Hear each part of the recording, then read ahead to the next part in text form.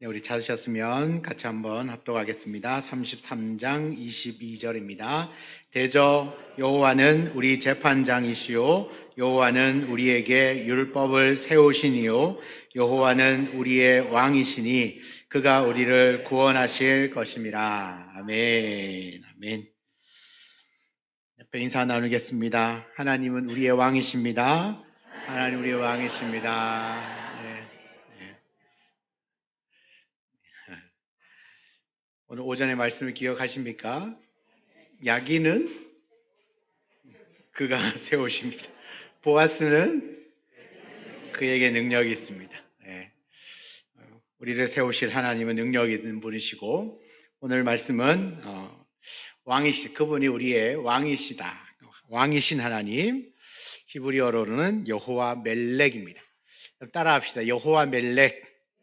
여러분, 멜렉이라는 단어가 왕이라는 뜻입니다. 네.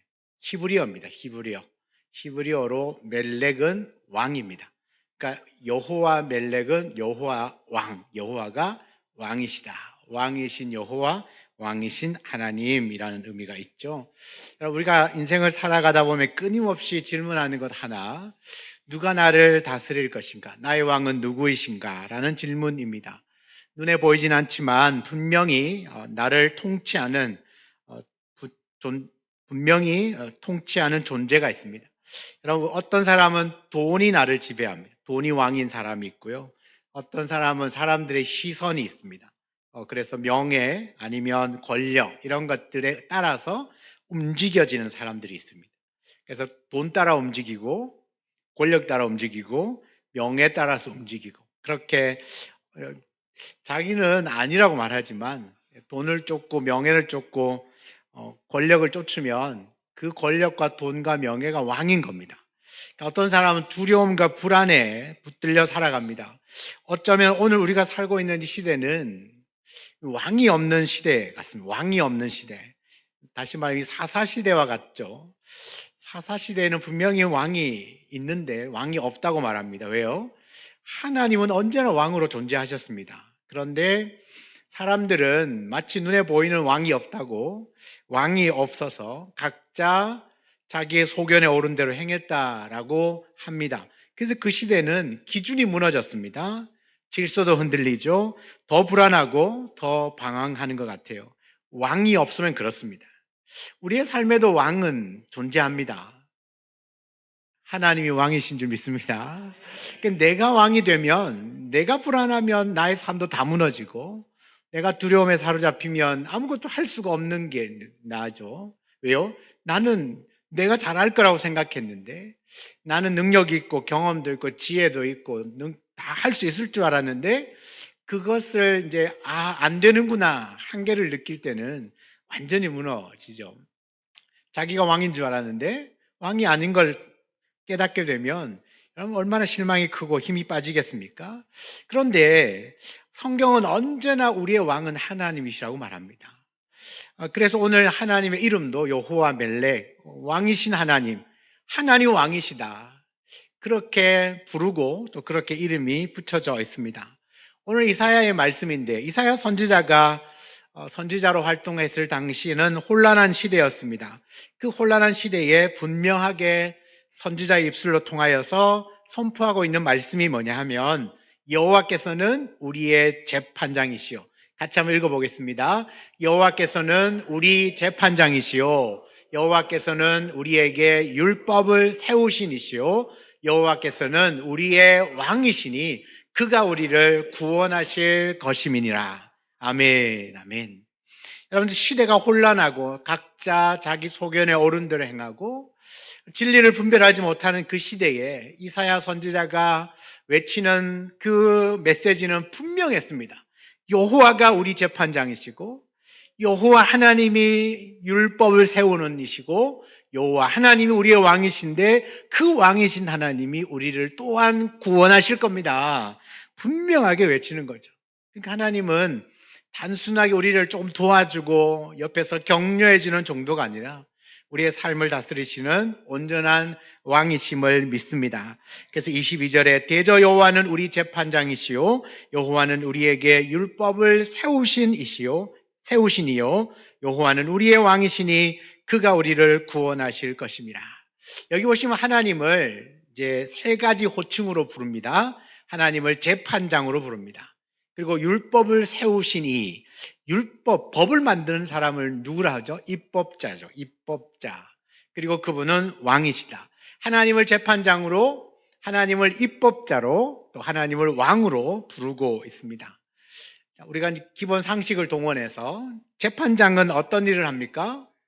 판단하죠. 옳고 그름을 판단하는 권위를 가지고 있는 사람이 재판장입니다. 자, 입법자는요, 법을 만드는 사람은 소위 말하면 기준을 세우는 겁니다. 다툼이 있을 때 이것은 옳고 이것은 잘못됐고 누가 더 잘못했는지 기준이 있어야 판단을 할 거 아니에요. 그 기준을 만드는 것은 입법자들이 합니다. 입법자. 그 왕은요, 왕은 이 모든 것들을 집행하는 자입니다. 그리고 다스리죠. 그러니까 하나님이 판단하시는 최고 권위자이시고 더불어서 하나님이 그 판단할 수 있는 기준을 만드시는 분이시고 하나님이 이 모든 걸 가지고 실제로 실행하시는 분이시다. 그래서 하나님은 재판장이시고 입법자이시고 왕이시라고 그렇게 고백을 하고 있습니다. 그러니 하나님이 판단 기준이고 하나님이 그 기준을 세우시고 그 기준으로 다스리시는 분이십니다. 그래서 우리는 하나님을 절대 주권의 하나님이다. 그렇게 말합니다. 하나님은 모든 것 위에 계신 분이시고 우리의 인생의 일부분이 아니라 전부를 다스리기를 원하시는 분입니다. 그래서 그분은 우리의 왕이라고 합니다. 여러분, 왕은 히브리어로 뭐라고요? 멜렉입니다. 멜렉. 단순하게 어떤 지도자 정도를 의미하는 것이 아니라 이 왕은 생사여탈권을 가지고 있는 분, 생사여탈권을 가지신 절대적인 통치자를 말합니다. 우리의 죽고 사는 문제까지도 관여하실 수 있는 그런 절대자, 절대 통치자라는 의미를 가지고 있는 왕의 이름이 멜렉이랍니다. 멜렉. 여러분, 왕의 말은 곧 법이고 또 그분의 결정은 절대적이어서 바뀌어질 수도 없습니다. 그런데 성경은 바로 그 왕을 여호와라고 말합니다. 여호와 하나님이 바로 그 왕이시다라고 선언을 하죠. 여러분, 그렇다면 우리는 정말 오늘 하나님이 왕이시라고 말씀하고 있는데 그러면 우리는 조금 좁혀서 나는 그 하나님을 진짜 왕으로 인정하고 모시고 있는가? 우리는 말로는 하나님을 믿는다고 하지만 실제 삶에서는 내가 왕처럼 살아갈 때가 많습니다. 내가 판단하고 내가 결정합니다. 언제나 기도보다 내가 먼저 앞설 때가 한두 번이 아닙니다. 기준도 내 기준이 되어 있습니다. 내가 기준이 되어 있습니다. 사람들에게 이야기를 할 때도 내가 생각할 땐 이거 아닌 건데 아닌 건 아닌 거다. 그 기준은 어디서부터 오느냐? 자신인 겁니다. 그런데 우리가 실제로 우리가 하나님을 믿는다고 말하는 저와 여러분들의 기준과 판단의 기준은 말씀이어야 하죠. 하나님 그 결정을 도와주는 존재로 그냥 전락시키고 모든 결정은 다 자기가 내립니다. 그러나 여러분 분명히 기억해야 될 것은 우리 삶의 인생에 두 왕은 존재하지 않습니다. 하나님을 왕으로 섬길까 아니면 내가 왕이 되든지 둘 중에 하나여야 합니다. 어중간한 것은 용납되지 않습니다. 오늘 이 시간에 내가 앉아있던 그 왕의 자리에서 내려와서 그 삶의 왕좌에 하나님을 모시고 살아갈 수 있게 되기를 주의 이름으로 축복합니다. 오늘 말씀합니다. 여호와는 우리 재판장이시고 여호와는 우리에게 율법을 세우신 이시다. 여러분, 왕이신 하나님이 어떻게 통치하는가를 구체적으로 보여줘요. 그분이 왕이시라면 그분은 어떻게 통치하는가? 그분은 재판장이시잖아요. 하나님이 재판한단 말이죠. 옳고 그름을 판단합니다. 무엇으로 재판할까요? 하나님의 공의죠, 공의. 그리고 율법을 세웁니다. 하나님이 세워주신 율법이 뭡니까? 말씀이죠. 하나님의 판단 기준은 하나님의 공의와 말씀입니다. 하나님의 공의와 말씀으로 다스린다는 겁니다. 여러분, 오늘날 우리가 살아가는 이 시대는 기준이 무너진 시대를 살고 있습니다. 진리가 제가 알기로는 진리는 절대적이어야 하는데 요즘의 진리는 상대적이 되어버렸습니다. 상대적이 되어져. 좀 더 나가서 이렇게 이야기하는 거죠. 내가 좋다면 그게 진리다. 맞습니까? 제가 알고 있는 진리는 절대적인 겁니다. 절대 변하지 않는 것이 진리로 알고 있는데 요즘의 시대는 너무 상대적이 되어버렸어요. 아무리 판단을 해도 아닐 수도 있다고 그러고 아무리 맞아도 또 아니다고 얘기하고 그럼 또 헷갈리기 시작합니다. 내가 각자 옳다고 생각하는 것이 다 다르고 다 각자 자기가 옳다고 생각하니까 답도 다 달라요. 그래서 초등학교 요즘 가끔씩 인터넷에 초등학교 아이들 문제 내고 답하는 거 보면 기가 막히는 이야기들이 많잖아요. 그죠? 그죠? 그 고려를 세운 왕이 누군지 아십니까? 고려를 세운 왕. 누구요? 최수종입니다. 고려는 왕건이 세웠는데 그 왕건의 역할을 최수종이 했다고 아이들 진짜 학교 시험부 답안지에다가 고려를 건국한 사람 최수종. 그러니까 기준이 뭐죠? 내가 배우고 내가 알고 있고 내가 맞다고 생각하고 내가 좋아하면 그게 진리가 되는 세상을 살고 있다는 겁니다. 그런데 성경은 분명히 말합니다. 우리가 살아가고 판단하고 결정하는 기준은 하나님의 공의와 하나님의 말씀인 줄 믿습니다. 여러분, 존 스토트 목사님이 이런 이야기를 해요. 하나님의 말씀은 시대에 따라 변하는 것이 아니라 시대를 판단하는 기준이다. 시대에 따라서 바뀐다면 그건 진리가 아닙니다. 시대가 바뀌고 지금 우리가 21세기를 살고 있는데 나중에 22세기, 23세기, 3000년 뒤, 4000년이 지나도 여전히 변하지 않는 것이 있다면 그게 진리인 거죠. 이 존 스토트 목사님 말씀한 것처럼 하나님의 말씀은 시대에 따라서 변하지 않기 때문에 진리입니다. 그리고 그 진리를 우리는 붙들고 살고 있습니다. 시대가 바뀌어도 바뀌지 않고 여전히 그 하나님 말씀을 따라서 살아가고 그 말씀을 따라서 판단하고 결정한다면 여러분 그것이 진정 하나님의 사람으로서 살아가야 될 삶의 모습이죠. 그럼 우리가 말씀을 해석할 때 이 시대 정신을 담는 게 아니라 우리는 그 말씀에 그저 순종할 뿐입니다. 말씀을 해석하려기보다는 오히려 그 말씀에 순종되어야 한다. 이것이 우리가 살아가는 삶의 자세여야 한다는 거죠. 그런데 우리에게 문제가 있습니다. 그 문제가 뭐냐 하면 우리가 하나님의 통치를 원하는데 하나님의 그 기준을 거부할 때가 많습니다. 하나님의 말씀의 성경을 따라서 살고 싶지 않다는 거죠. 하나님의 다스림을 받고 싶은데 말씀대로 살려니까 힘든 거죠. 그래서 그 말씀대로 살기는 좀 힘들 것 같다. 여러분 축복은 받고 싶은데 순종은 미루게 되고요. 은혜는 원하지만 회개는 항상 나중에 미루어집니다. 그러나 분명히 기억하십시오. 왕의 통치는 말씀을 통하여서 이루어집니다.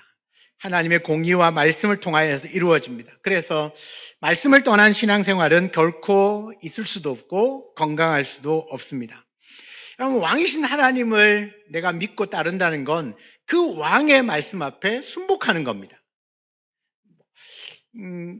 우리가 지금은 아무리 지금 왕이나 대통령이 이야기를 해도 내가 아니면 안 하면 되잖아요. 그죠? 그러나 이제 예전에 조선시대나 고려시대 그때 여러분 살 때 얼마나 힘드셨습니까? 그죠? 그때 보면 왕의 명령은 어명이라고 합니다. 어명. 어명은 바꿀 수가 없습니다. 무조건 순종해야 되는 겁니다. 그게 어명이거든요. 그럼 제가 가끔씩 이제 생각이 드는 게 잘하든 못하든 떠나서 하나님의 말씀은 우리의 하나님 왕이시니까 그분의 말씀이니까 우리는 어떻게 따라야 되죠? 어명으로 따라야 되는 거죠. 내가 해석해서 하고 싶은 것만 하는 게 아니라 어명이니까 그냥 그대로 말씀 그대로를 따라야 하는데 여러분 언제나 우리는 그 따라 순종하는 것 자체가 참 무거운 짐이고 또 참 하기 어려운 일이라고 잘 따르려고 하지는 않죠. 하나님의 다스림은 받고는 싶은데 순종하는 거는 쉽지 않다. 이것이 우리의 진짜 모습이 아닌가라는 생각을 합니다. 그러나 여러분 진지하게 한번 우리를 한번 신앙을 돌아보면 좋겠어요. 나의 삶은 기준이 무엇인가? 진짜 하나님의 말씀이 내 삶의 기준이 맞나? 우리가 하나님을 왕으로 인정하는데 나는 그 말씀을 따라 살아가는 것에 너무 부담스러워하고 있지는 않는가? 여호와 멜렉, 여호와는 왕이십니다. 다 너무너무 좋죠. 여러분 다 인정하실 겁니다. 하나님은 나의 왕이십니다. 그러면 그 왕의 말씀은 우리가 어명으로 받고 믿고 따라야 되는 것이 삶의 기본이 아닌가 싶습니다. 그래서 계속해서 이사야는 여호와는 우리 왕이시니 그가 우리를 구원할 것이라고 말합니다. 자, 첫 번째 여호와는 우리의 재판장이시고 그다음에 이 말씀, 율법을 세우시는 분. 그러니까 말씀으로 하나님의 공의로 판단하시고 말씀을 세워주시는 분이시고 또 그분은 우리의 왕이십니다. 왕이신데 어떤 왕이시냐? 우리를 구원하시는 왕이시다. 그렇게 말씀합니다. 여러분 세상의 왕은 통치하죠. 지배하려고 합니다. 때로는 백성들을 이용하기도 하죠. 그러나 우리의 왕이신 하나님은 달라요. 그분의 다스리시는 이유가 억압하고 힘을 뺏고 자기에게 권력을 집중시키려는 게 아니라 우리의 왕이신 하나님은 우리를 다스리시는 목적이 있다는 겁니다. 그 목적은 단 하나죠. 구원하시기 위해서입니다. 우리 하나님이 우리의 왕 되시면 그분이 우리를 구원하시기 위한 왕이라는 사실을 기억하십시오. 세상의 왕들은 힘을 가진 것이 목적이지만 하나님의 왕 되시면 우리를 구원하시는 것이 목적입니다. 왜 우리를 다스리려고 할까요? 왜 우리에게 말씀을 계속해서 주실까요? 왜 그 말씀으로 우리가 온전하게 살아내기를 원하실까요? 우리를 구원하시기 위해서라는 겁니다. 특히 이 구원은요, 예수 그리스도를 통하여서 완성됩니다. 하나님 우리를 죄에서 구원하기 위해서 독생자를 보내주셨죠. 여러분 예수님은 십자가에서 우리 죄를 담당하시고 죽으시고 부활하셨습니다. 우리를 구원하신 겁니다. 이것이 구원의 핵심이에요. 그러니까 우리 왕이신 하나님이 우리를 구원하기 위하여서 결국은 자신을 내어준 겁니다. 예수 그리스도를 보내시면 곧 자기를 내어주시는 겁니다. 우리의 왕은요, 우리를 구원하기 위하여 자기 자신을 내어주셨다는 말입니다. 아무 대가 없이 은혜로 우리에게 내어주셨습니다. 왜요? 우리의 왕이시니까요. 그 왕은 우리를 구원하기 위하여 우리를 위하여 자신을 내어주신 왕, 바로 그분이 우리가 믿는 하나님이십니다. 그렇다면 우리는 어떤 반응을 해야 될까요? 너무 간단합니다. 감사죠. 감사가 끊임없이 감사가 이어져야 할 겁니다. 왕이신 하나님께 우리의 삶을 드려야 합니다. 그리고 우리 삶을 다하여서 그분을 높여드리는 참된 예배자가 되어야 합니다. 또한 우리는 하나님의 구원을 믿고 동시에 왕이신 하나님을 나의 왕으로 모시되 그분의 말씀 앞에 순복하는 것입니다.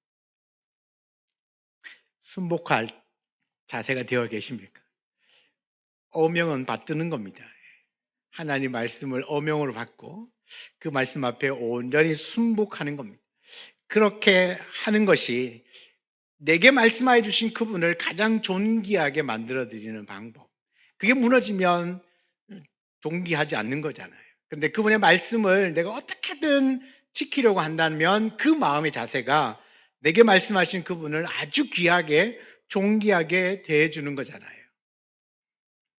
여러분 결혼을 하고 시간이 지나가면서 부부간에 서로 다툼도 있을 수가 있는데 그 원인 중에 하나는 내가 말한 것 잘 안 듣는다는 거거든요. 처음에는 귀를 쫑긋 세우고 무슨 말 하는지 귀를 기울이고 관심을 가져서 그래서 한마디만 던지면 불이 나게 움직였던 남편이 어느샌가 10번을 얘기를 해도 듣지 않는 거죠. 제 얘기를 하는 것 같은 느낌이 드는데 10번을 이야기해도 또 얘기하면 언제 얘기했냐라고 또 얘기하면서 안 듣는 거죠. 점점점 듣지를 않아요. 말했는데 들어주면 되게 고맙잖아요. 나를 존중해 주는 것 같죠. 그런데 10번을 얘기했는데도 안 들어주면 나를 무시하는 것 같잖아요. 그래서 싸우는 거예요. 그러니까 하나님과 우리 사이에도 하나님은 끊임없이 말씀하셨는데 우리가 그 말씀 안 들으면 하나님이 진짜 너무한가 이가 보청기 좀 껴라. 아무리 얘기를 해도 안 들으면 너무한 거 아니야? 너 나한테 관심이 없냐? 나 더 이상 안 사랑해? 그렇게 생각한다는 거예요. 우리 가장 가까이 있는 부부 관계 안에도 몇 번을 말을 했는데 안 들어주면 저 남편이 나를 진짜 사랑하는 거 맞나? 왜 사노 나랑? 뭐 이렇게 생각할 수 있잖아요. 하나님 우리에게 끊임없이 말씀하시는데 그 왕이신 하나님의 말씀을 들었는데 그 말씀을 대하는 내 마음의 자세가 전혀 두려워하지도 않고 귀하지도 않고 그냥 스쳐 지나가듯이만 듣게 된다면 하나님이 속으로 생각하시겠죠. 나 진짜 사랑하는 거 맞나? 나한테 복만 원하는 거 아닌가? 뭐 진짜 그렇다는 건 아니고 제 생각입니다. 네. 그렇게 여기지 않을까라는 생각을 하는 거죠. 우리가 하나님의 구원을 믿고 그분이 우리의 왕되심을 믿는다면 100%는 아니어도 최소한 우리 마음 한가운데는 네, 주님, 제가 이 말씀 앞에 순복하겠습니다. 제가 언제나 순종할 마음으로 주의 말씀을 듣겠습니다. 여러분, 이 자세가 우리에게 필요하지 않겠습니까? 하나님이 솔로몬을 통하여서 성전을 짓게 만들고 기둥을 세웠어요. 야긴과 보아스라는 이름을 붙이게 했습니다. 하나님 원하시는 것도 있지 않겠습니까? 솔로몬이 그 일을 할 때는 분명 하나님이 감동을 주셨을 텐데 하나님이 그럼 그 백성들이 원하는 게 뭘까요? 내가 세운다. 나에게는 세울 만한 능력이 있다. 그러니까 나를 좀 믿고 따라와 봐라. 그거 아닙니까? 그러니까 우리는 그런데 이스라엘 백성들은 어떻게 했습니까? 처음에는 그냥 성전 지었고 하니까 너무너무 좋아서 예배하고 따라가는 것처럼 했지만 점점점 멀어지는 거예요, 하나님과. 왜요? 이제 이 두 기둥을 잊어버리는 겁니다. 시간이 지나서 잊어버리고 또 조금 살만하니까 또 자기가 하고 싶은 것대로 살아가다 보면 기준이 무너지다 보면 또 어느샌가 자기가 왕이 되어 있어요. 여러분, 기준이 무너지면 100% 자기가 왕이 되어 있습니다. 그러면 자기가 하고 싶은 대로 하고 내가 하고 싶은 게 맞다고 생각을 하는 거죠. 그래서 사람들에게도 강요합니다. 내 말이 맞다. 내 말이 맞는 게 아니고 하나님의 말씀이 이러니 우리가 한번 해봅시다가 되어야 되는데 내 말이 맞다. 나 한번 따라와 봐라. 그러니까 믿고 따라가다가 다 사기당했잖아요. 그런 거거든요. 우리는 진짜 우리가 믿을 대상은 오직 하나님 한 분밖에 없어요. 왜냐하면 그분이 절대자이시기 때문에 그렇습니다. 사랑하는 성도 여러분, 하나님은 절대 주권을 가지신 왕이신 줄 믿습니다. 그분의 통치 방법은 공의와 말씀으로 다스리시는 분이시고요. 하나님 왜 그렇게 막 공의와 말씀으로 다스리시는가? 이유는 분명합니다. 우리를 구원하시기 위해서입니다. 하나님 우리 왕이시되 구원하시는 왕이신 줄 믿습니다. 그러니 이제는 왕이신 하나님을 나의 왕으로 인정하고 그 하나님 왕이신 하나님의 말씀 앞에 순복하는 것이죠. 그리고 하나님께서 나에게 베푸신 그 구원을 온전히 붙들고 살아가는 겁니다. 여러분, 이렇게 왕이신 하나님께 내 삶을 드리고 나면 혼란은 다 질서로 바뀌게 되고요. 두려움은 평안으로 바뀌고 묶여 있는 것들은 다 자유로 바뀌게 될 것입니다. 이 모든 것들을 가능하게 하시는 하나님, 그 하나님의 이름은 여호와 멜렉입니다.